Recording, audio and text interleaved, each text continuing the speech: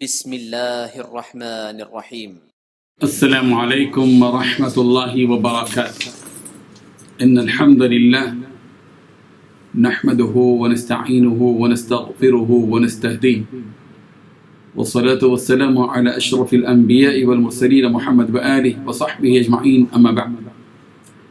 حاضرین و ناظرین، یہ درس نمبر 1018 ہے اور آج سورہ ابراہیم کی 2 آیتوں کی تلاوت پر تشریح کی جائے گی، آیت نمبر 32 اور 33، 32 and 33۔ چلیے سب سے پہلے ان 2 آیتوں کی تلاوت کرتے ہیں، لفظی ترجمے اور ترجمے کے بعد تشریح کرتے ہیں۔ اعوذ باللہ من الشیطان الرجیم، بسم اللہ الرحمن الرحیم۔ اللہ الذی خلق السماوات والارض وانزل من السماء ماء فأخرج به من الثمرات رزقا لكم وسخر لكم الفلك لتجري في البحر بأمره وسخر لكم الأنهار وسخر لكم الشمس والقمر دائبين وسخر لكم الليل والنهار صدق الله العظيم۔ لفظی ترجمہ یوں ہے، اللہ الذی، اللہ وہ ذات ہے جس نے خلق السماوات والارض، آسمان اور زمین پیدا کیا، وانزل، اور نازل کیا، من السماء، آسمان سے، ماء، پانی، فاخرج، پھر اس نے نکالے، پیدا کیے، بھی اس پانی کے ذریعے سے، من الثمرات، پھل، رزقا لکم، تمہارے لیے یہ روزی ہے، وسخر، اس نے تابع کر دیا، لکم، تمہارے لیے، الفلکا، کشتیوں کو، لتجریہ، تاکہ وہ چلیں، فی البحر، سمندر میں، بامرہ، اس اللہ کے حکم سے، وسخر، اور اس نے تابع کر دیا، لکم، تمہارے لیے، الانہار، نہروں کو، وسخر، اور اس نے تابع کر دیا، لکم، تمہارے لیے، الشمس والقمر، سورج اور چاند کو، دائبین، درحال یہ کہ وہ دونوں برابر چل رہے ہیں، وسخر، اور اس نے تابع کر دیا، لکم، تمہارے لیے، اللیل والنہار، رات اور دن کو۔ ترجمہ یوں ہے، اللہ ہی تو ہے جس نے آسمانوں اور زمین کو پیدا کیا اور آسمان سے پانی برسایا، پھر اس سے تمہارے کھانے کے لیے پھل پیدا کیے، اور کشتیوں اور جہازوں کو تمہارے زیر فرمان کیا، تاکہ دریا اور سمندر میں اس کے حکم سے چلیں، اور نہروں کو بھی تمہارے زیر فرمان کیا، اور سورج اور چاند کو تمہارے لیے کام میں لگا دیا کہ دونوں دن رات ایک دستور پر چل رہے ہیں، اور رات اور دن کو بھی تمہاری خاطر کام میں لگا دیا۔ ان 2 آیتوں میں 7 باتیں بتلائی گئی ہیں۔ پہلی بات، وہ اللہ ہی تو ہے جس نے آسمانوں اور زمین کو پیدا فرمایا۔ دوسری بات، اور آسمان سے پانی برسایا۔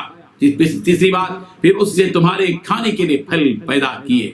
چوتھی بات، اور کشتیوں کو تمہارے لیے مسخر کر دیا تاکہ دریاؤں اور سمندروں میں اس کے حکم سے چلے۔ پانچویں بات، اور تمہارے لیے نہریں بھی مسخر کر دیں۔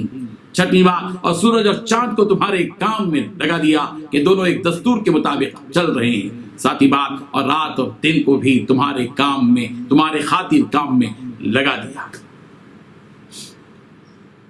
بزرگان محترم، انسان اگر اس بات پر غور کرے کہ صبح سے شام تک، بلکہ بیدار ہونے سے لے کر نیند لگنے تک، کائنات میں وہ چھوٹی بڑی معمولی اور عجیب جتنی چیزوں کو وہ انسان دیکھ رہا ہے، وہ ساری چیزیں خود سے پیدا نہیں ہوئی ہیں، بلکہ ان ساری چیزوں کو رب ذوالجلال نے اپنی قدرت و طاقت سے پیدا کیا ہے۔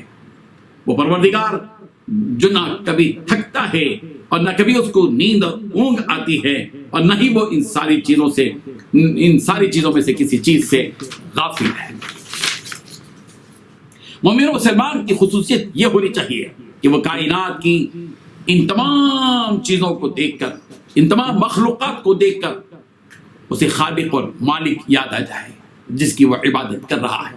ہم اکثر اوقات عجیب سے عجیب تر چیزیں دیکھتے ہیں، مگر ہمارا ذہن اس جانب بہت کم جاتا ہے کہ ان تمام عجیب و غریب چیزوں کو اس پروردگار نے پیدا کیا ہے جس پروردگار کی ہم عبادت کرتے ہیں۔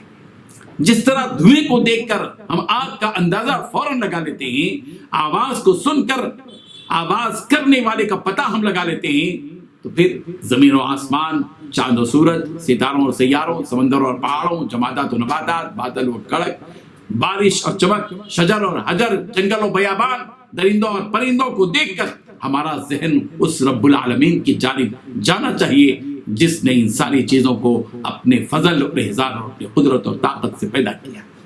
ان دو آیتوں میں اللہ تبارک و تعالیٰ نے اپنی پیدا کی ہوئی چند چیزوں کا تذکرہ فرما رہے ہیں اور یہ بتلا رہے ہیں کہ ان تمام چیزوں کو اللہ تبارک و تعالیٰ ہی نے پیدا کیا ہے۔ اللہ کے علاوہ کوئی اور شخص، مچھر تو کیا، اصلی مچھر کا اصلی پر بھی پیدا نہیں کر سکتا۔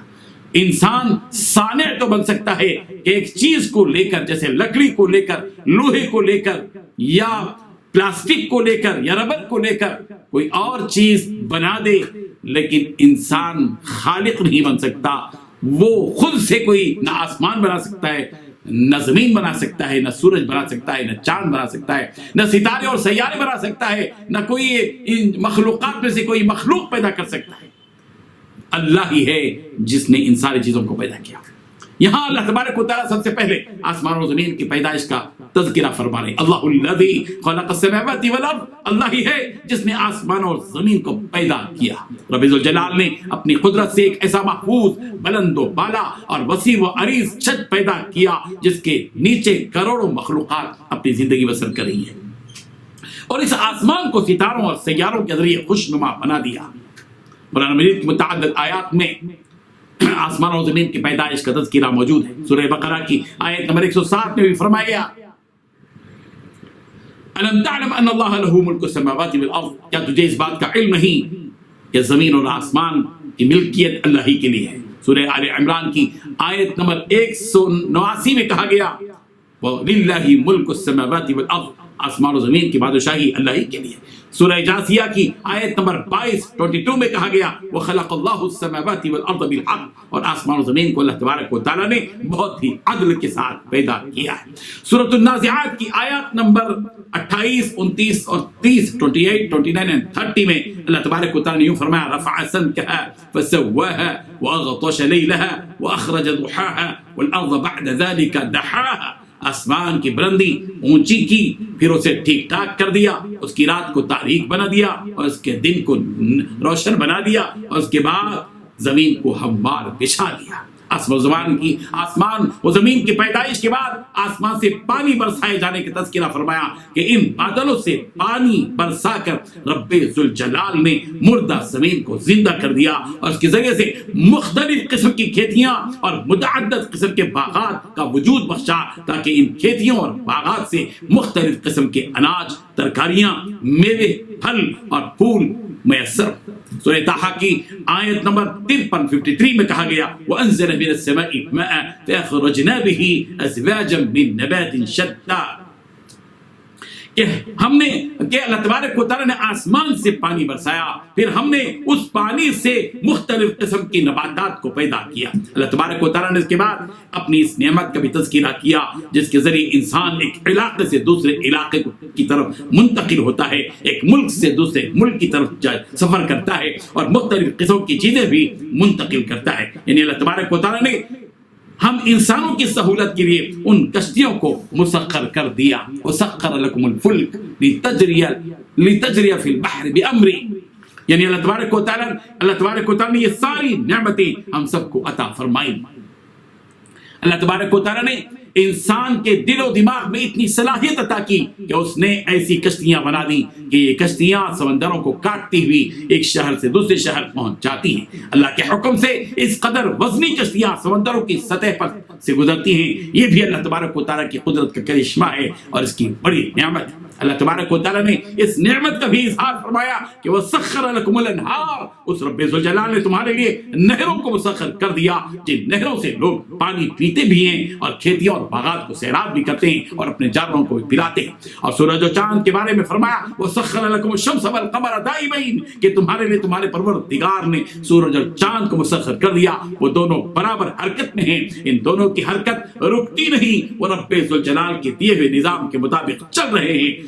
سورج اپنے اندازے کے مطابق طلوع و غروب ہو رہا ہے، اسی سورج اور چاند کے طلوع اور ظہور سے مخلوقات کو فائدہ مل رہا ہے اور چاند کی چاندنی سے زمین والوں کو سینکڑوں فائدے منافع حاصل ہو رہے ہیں۔ سورہ یاسین کی آیات نمبر 38 تا 40 میں سورج اور چاند کے بارے میں یوں کہا گیا والشمس تجری لمستقر لها والشمس تجري لمستقر لها ذلك تقدير العزيز العليم لا الشمس ينبغي لها أن تدرك القمر ولا الليل سابق النهار وكل في فلك يسبحون۔